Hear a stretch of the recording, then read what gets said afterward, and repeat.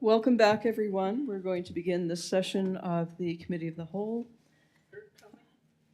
I haven't heard that he isn't, but we have a quorum and it's after 5, so it's 5:02. I'd like to call this meeting to order. Could we have an approval of the agenda, please? So moved by Deputy Mayor.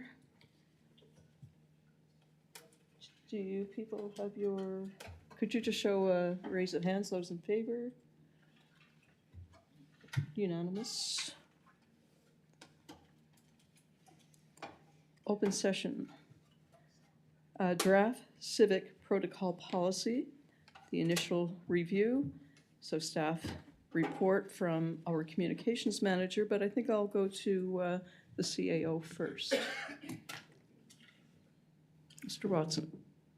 Thank you, Worship, and through you to members of council, opportunity tonight to take a first look at the civic protocol policy. It's been drafted, and Tim can definitely walk you through the details for sure. I know he's interested in doing so. I would just offer that where this is in committee of the whole, it's your first look at this one. Our intent tonight is just really to secure two things from you. Confirmation of what authority is appropriate for this policy, whether you want it to be within council's purview or administration's, and to offer any initial feedback on the policy itself. If we're collectively comfortable tonight, we could arguably move it to a business arising item in our main session and get it passed, but there's no pressure to do that. If there's interest in having some deeper discussion and asking us to go back and review things in more detail, we're happy to. So just a little bit of setting of the stage there for our communications manager, Your Worship, but I turn back to you for that deferral. Thank you. Tim, are you okay to go forward with this? Thank you.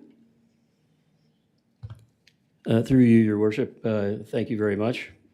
As you can see in your package here, this essentially is a policy that formalizes a lot of side of the desk understandings and different things like that that various departments have utilized over the years, and puts it down on paper so that there is a true formula to and method to how these decisions are made, and we came to the decision collectively as a civic protocol policy because it's not necessarily geared toward one particular circumstance. The decision making surrounding flag lowering, for example, is one part of this, but there's also different circumstances with banner raisings at our different arenas and other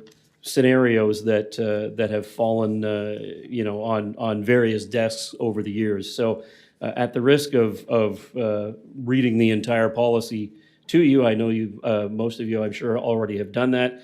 I'm certainly open to questions and comments about this policy that's been put together, and look forward to hearing your feedback. Thank you.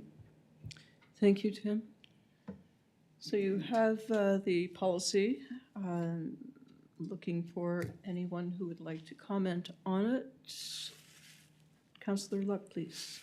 Thank you, Your Worship. Through you to our communications manager. In regards to the policy, I reviewed it, and I just had one quick question in 5.0. So in regards to designations, when I read it, it almost seemed like it contradicted itself, where in 5.2a, Quispamsis does not accept requests for designations, including those related to specific days, weeks, or years. And then in 5.3, at the discretion of the communication manager, requests for designations may be referred to Quispamsis Town Council. So I just was wondering if that could be flushed out a bit more in terms of process and how, like if we were saying we don't do them, but then we potentially could do them. I'm just wondering if there's a criteria that should be listed in terms of maybe when we would do them, if that makes sense. Thank you, Councillor Luck. Mr. Roselle, please. Through you, Your Worship, thank you for the question, Councillor Luck. I see what you mean in this particular section, and I guess the point of it is, and maybe that can be flushed out a little bit more in a further definition, is that we don't accept the requests for designations, but those requests do come in, and it's how we turn them into something that we do accept. So maybe it's, you know, a request to make a particular day, such and such day. Well, instead of that, maybe what we do is we, you know, we include that in the mayor's remarks at the beginning of an appropriate council meeting or things like that. So it's, I see where the contradictory language may be there, and that's something that we can take back and kind of flush out a little bit more. But just to sort of, to clarify that, that's essentially what it is that those requests do come in, and it's just a question of how we can sort of maneuver them and massage them a little bit so that we can satisfy the request without actually going against our own policy. Thank you. Deputy Mayor Schreier. Well, thank you, Your Worship. I'm just trying to pinpoint it in the policy. I know I read it. Had to do with the lowering of the flags in respect. I'm trying to find where that was. Anyway, it doesn't, 1.1? Sorry. Thank you. 1.1. Yeah, I was wondering, I think we should add in MLAs to that. I think if somebody has served as an MLA or a premier of our province, that they deserve to be respected by our municipality. So that's just one of my thoughts on who should be added.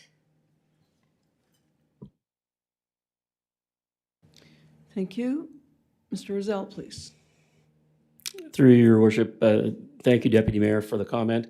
I did clarify this issue with the Office of Protocol from the Government of New Brunswick, and without getting into the long-winded answer, the short answer is that the province does not recognize former MLAs in their passing.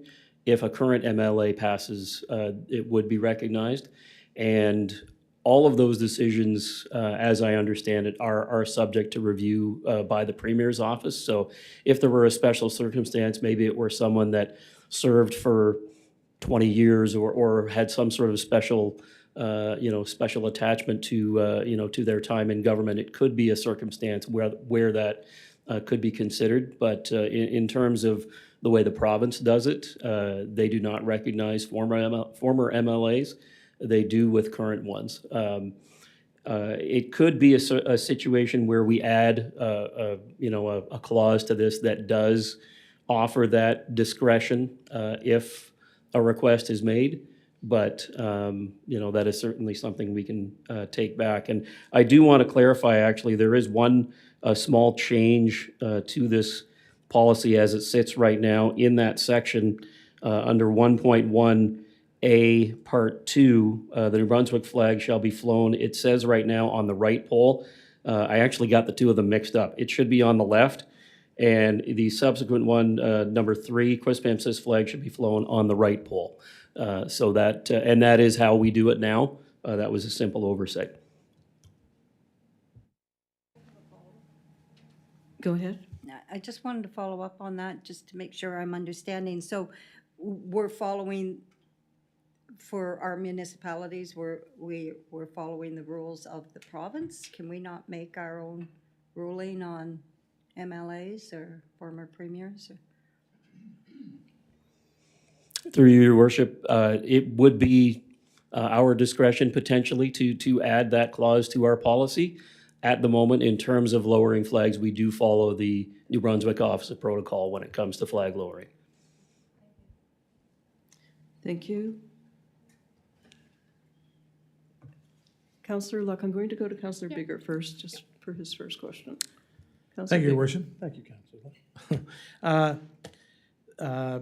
Thank you very much, Mr. Rozell. I would kind of go along with what the Deputy Mayor is suggesting here. I mean, it seems to me the logic is sound to track along, largely speaking, with what the Office of Protocol for the legislature does. But, it also seems to me pretty obvious that the legislature could be lowering flags to half-mast almost on a regular basis, given all ridings around the province could be encountering the recent passing of a former MLA, and that's not really so much the case in our our town. And so I don't see any reason why we wouldn't add that to, not that I'm aware of any former or current MLAs that are in danger.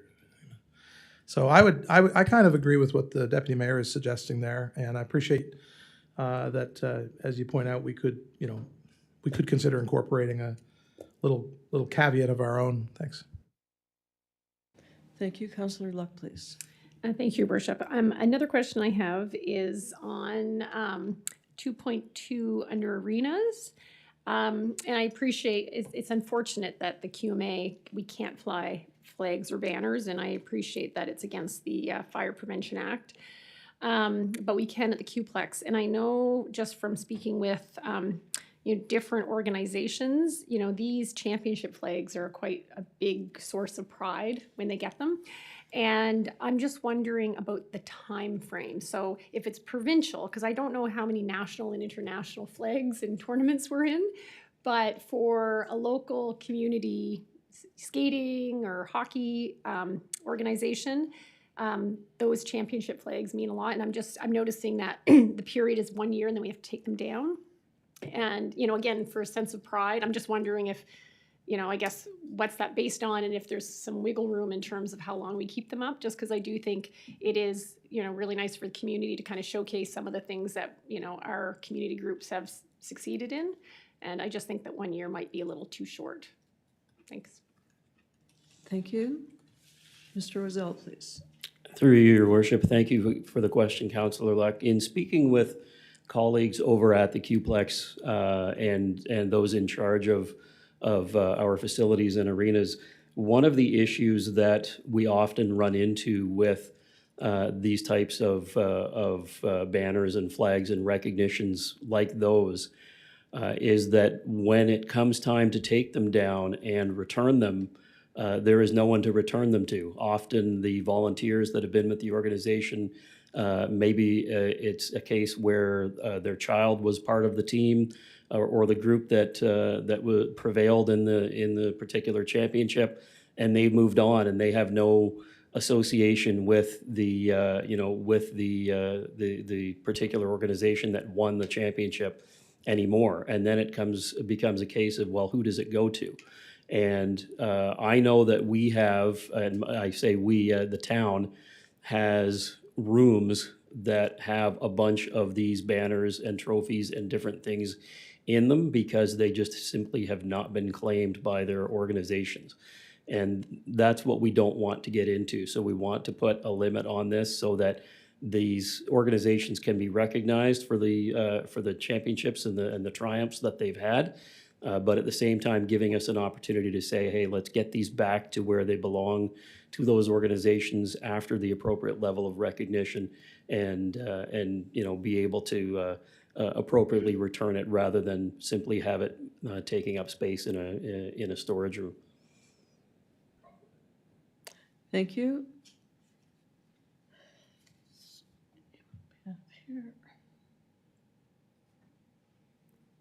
So this was for information purposes. There is a recommendation there. Mr. Watson, please. Thank you, Your Worship. So yeah, appreciate the comments, and I've taken note of those, and certainly if council has additional questions, we'd welcome those as well. Thanks, Tim, for guiding us through. I think there's a couple things for us to take back, and we wouldn't be seeking approval tonight on the basis of the comments that you've made, for sure. Want to cycle back and make sure that we've got this right. What would be helpful, though, is just to get your confirmation about whether or not you see this as a council-approved policy or as an administration one, just in terms of the ongoing management of this. Welcome your feedback about that, and that could be an isolated motion, just separate, to make that determination, and we'd then take it for the next step in accordance with your direction. Would you like that motion? That would be helpful tonight, yes. Thank you, Your Worship. So there is a recommendation. Councillor Luck. I just wanted to comment on that. So our CAO Watson wants us to determine if we feel it could be an administrative or a council-approved policy. I guess my comment on that would be, just even based on the comments on the policy itself, to me tells me that it would be good for council to actually have oversight of it, because it does kind of affect some of the kind of more strategic kind of operations of the town. So anyway, that's my comments on if it should be operational versus coming back to council for the odd amendment. Thank you. Deputy Mayor Scryer. Thank you, Your Worship. Just on that, I agree with Councillor a lot. However, there's parts of it that are operational and parts that aren't. It's a little convoluted as to the way I see that things that council would be quite interested in. So I would have to lean probably keeping it with council to allow that to happen. Thank you. Anybody else have any comments on that? So the recommendation is that council adopt the civic protocol policy as proposed and designate it as an administrative policy as per section 4C of the policy development policy. No?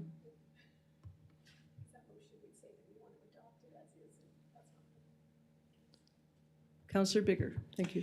Thank you, Your Worship. I just need a little clarity. I actually don't really think that this, generally speaking, needs to come back before council on any kind of regular or periodic basis, for that matter. I mean, that's not to say that council couldn't make a motion at some point to request for it to come back before us, but I just want to make sure I understand. Perhaps this is kind of a building on to what the deputy mayor points out, but are we talking about the administration of this policy, or are we just talking about I mean, we're basically looking at the proposed kind of modified rules and regulations around this. To me, it seems to be quite operation-y.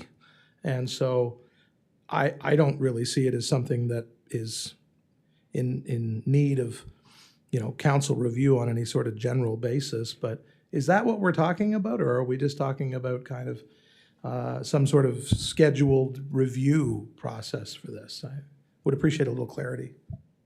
Thank you, Councillor Bigger. The way I see it, and I'll remove myself from the chair, is that I would think that it would become more cumbersome the more input that we as council have. I agree that with you, Councillor Bigger, that this is purely an operational.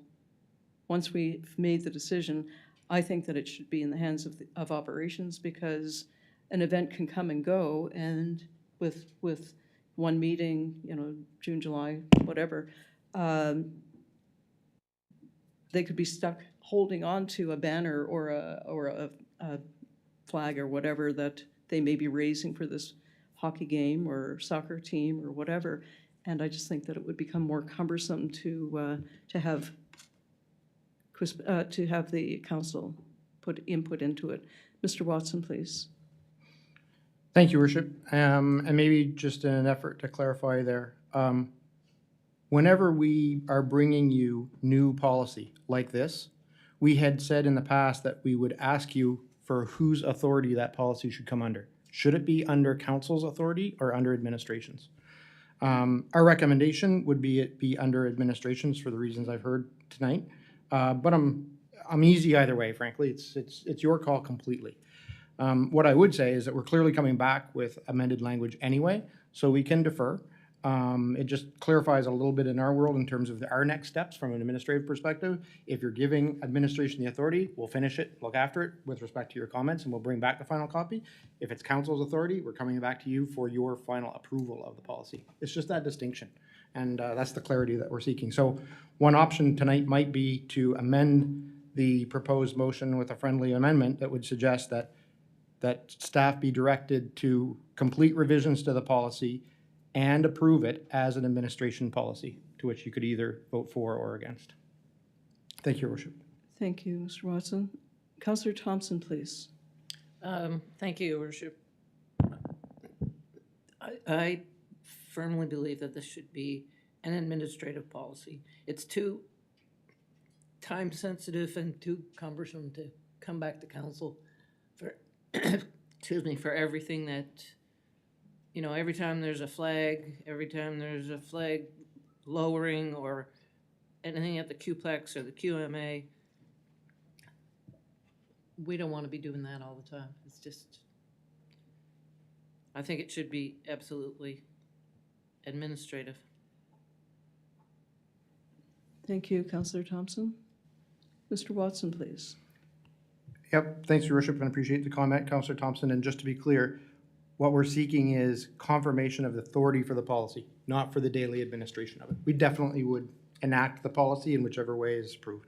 But but the point's well taken for sure. We definitely wouldn't want to need to be bugging you on every single transaction that's contemplated under the policy. Thank you, Worship. Thank you, Mr. Watson. Councillor Bigger, please. Thank you, Worship. Yeah, I endorse what the CAO has suggested there, a sort of the idea of, I would welcome kind of for information purposes, kind of the final draft of the policy as the staff go back to continue to work on it. But I'm certainly satisfied with the idea that it remain under administrative purview going forward. So I'd like to make a motion to that end, that as per the CAO's suggestion, the staff be directed to continue to refine the policy, bearing in mind the comments that have been made by council tonight, and that the authority be housed under the purview of administration going forward. Hopefully that speaks to it properly. That being said, again, we would certainly I'd welcome the chance to review it once more. Thank you. It's been moved by Councillor Bigger. Would you like to, Madam Clerk, read the motion, please?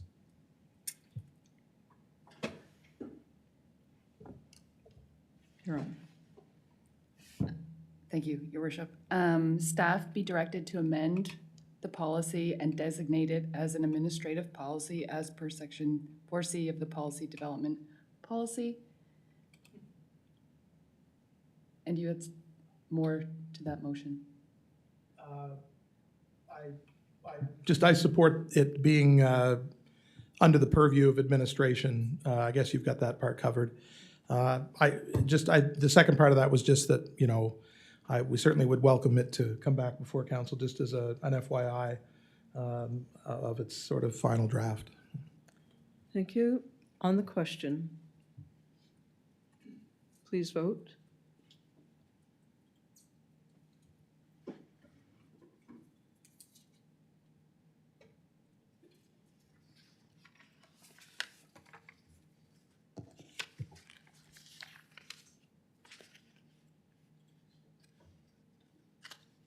Motion carried 6-0. Thank you, everybody.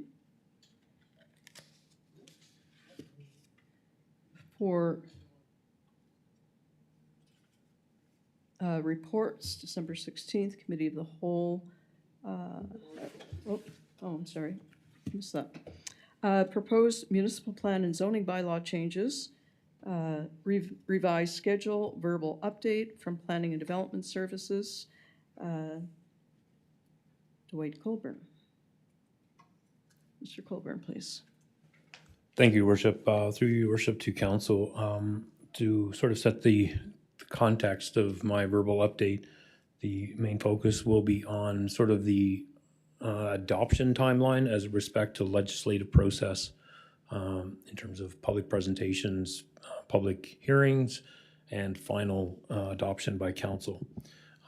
As Council will recall, in November, we undertook a workshop, engaged Council with respect to some of the proposed amendments and changes in the new municipal plan. We looked at things like primary development areas, town centers, the abilities to be able to increase slightly density in existing developed areas. We looked at things regarding sort of reducing the amount of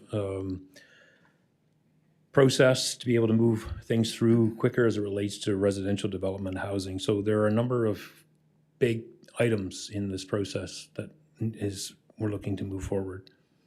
One of the things that, as we've discovered through this process, is we do have the documents. We have reviewed them. However, when we look at the process timeline that was proposed, public presentation was to launch tonight. And in this process, there was also additional public engagement and things that were to be undertaken. From an overall arching perspective, when we look at some of the things that we're presenting, for example, the primary development area in town center, I think in terms of credibility and in terms of making sure these documents are where they need to be and council's comfortable with them because they are setting the framework and the foundation for moving the town forward. specifically when we get into housing, when we get into mixed-use developments. It would be prudent to come back to council for council to say, this is what we heard in your workshop. Are we on the same page as we move through this process? In terms of timeline, where we are is, as council is well aware, there's an election in May, which means this process usually takes anywhere from 4 to 5 months by the time you start the process and adopt it. Should there be reason to have to pause that particular process, then it has to be brought back again in the new council. So where we are right now is, from a planning perspective, looking at the documents as they currently stand and have really needing the ability to come back to council and review where we are with what we undertook in the workshop. What's being proposed is that the legislative adoption process be put on pause until the post-election. However, the work in terms of continuing to build these documents to where they need to be would continue to be ongoing with this council. We just feel that it's very important that council continue to see these documents, be comfortable with them, and also recognizing there's still some work undertaking in terms of the strategic plan side of things. So it's important that all of these things align, and when they're adopted, the foundation is there, and this is where we want to see Quispam grow and develop and move forward. So thank you, Your Worship. Open to any questions. Thank you, Mr. Colburn. Deputy Mayor Scryer. I'll go to Mr. Watson first and then to you. Thank you, Your Worship. Thank you, Deputy Mayor, for your indulgence. And just maybe to build a bit on Mr. Colburn's comments, he and I had some detailed conversations around the timing and sequence of our activity over the next little while. And, you know, the long and short of it is, as Mr. Colburn has articulated, if we were to stick to the schedule as originally conceived for municipal plan development, it would require you to be looking at revised municipal plan now on the basis of a workshop that you did in November. And we're not comfortable with that. We want you to have opportunity to flesh out some draft documents, be sure that we're comfortable with the alignment there, and also, yes, to make sure that we're aligned strategically, that this work falls under the work of the strategic plan appropriately. So, yep, if we were to stick to the original timeline, we'd be really hard up against it. The only way to get it done before election would be to present you with draft documents tonight and ask you for, to be, I think the sense that would be that we're pushing this through without affording you the opportunity for full discussion and just making sure that we're all fully aligned about some pretty fundamental decisions that you're making for the community. So as Dwight's alluded to, that work will continue in the background, and there will still be decision points and discussion along the way. But by virtue of the overarching schedule, it would push it ahead just a bit. So anyway, I appreciate Dwight's coming to me with that, and I certainly support him wholeheartedly as we work to align strategically the strategic community plan as well as this work, and making sure that it all stays in lockstep, and that council is given appropriate opportunity for exploration of these fundamental pieces that are really important for our community's development. Thank you, and thank you again for the indulgence. Thank you, Mr. Watson. Deputy Mayor Scryer, please. Thank you, Your Worship. I just on the question about the word legislation, are we talking about our municipal bylaws, or are we talking about actual legislation that this municipal plan would require something to happen in Fredericton? Mr. Colburn, please. Through you, Your Worship, to Deputy Mayor. So when I refer to the legislation, it's a legislative process. The Community Planning Act outlines the steps and the time frame in terms of adopting a municipal plan or adopting his own bylaw. So that would include public presentations, public hearings, feedback, modifications if required. Because we can't carry over work that's started by this council into the new council, we need to be certain that the documents that are being presented are very much close to final adopted to make the current timeline. That's a little tight, a little uncomfortable, doesn't give a lot of room. So it's the best interest of the process to move that sort of legislative adoption of the documents to post-election. Thank you, Your Worship. If I could just have a follow-up on that. So just so I'm clear, so we've been working on this municipal plan and for quite a while. Now we've come up to the time crunch. So this council will not pass the municipal plan. It'll be adopted by the new council, but the new council will have to go through the whole process, be updated, go through every plan, in agreement with what perhaps we thought was the right swath of lands or whatever. It will be totally, that has to be all redone, is my understanding. Or am I correct, Mr. Colwood? Thank you, through you, your worship. So what will we envision will be, those documents will be presented to the new council. They will have an opportunity, obviously, to review them. The engagement with council with respect to the work that we did in November, we would still look at potentially moving through feedback from the public. So a lot of that work would be done, and what the council would be reviewing would be very close to final documents. Again, there would be opportunity for them to review them, have an understanding of it. If there's slight changes, that becomes a lot easier through that initial stages prior to launching into the actual adoption of the documents. Thank you. Moving on to item 3C, reports, information only. Item 4, closed session resolution. Somebody would like to read that?